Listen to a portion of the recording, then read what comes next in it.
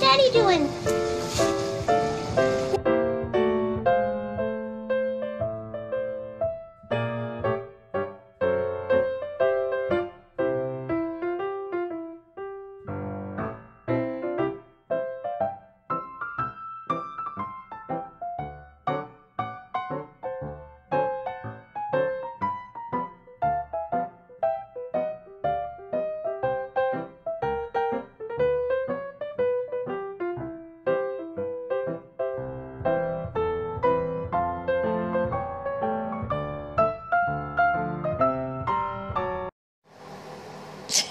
It's okay, you can move and do stuff.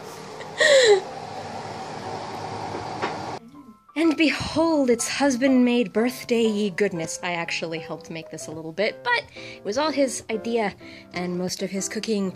We have a mushroom soup, wild mushroom soup with tarragon and other loveliness, lamb chops with a shallot pan saucy thing, fresh mozzarella with some fixins, bruschetta,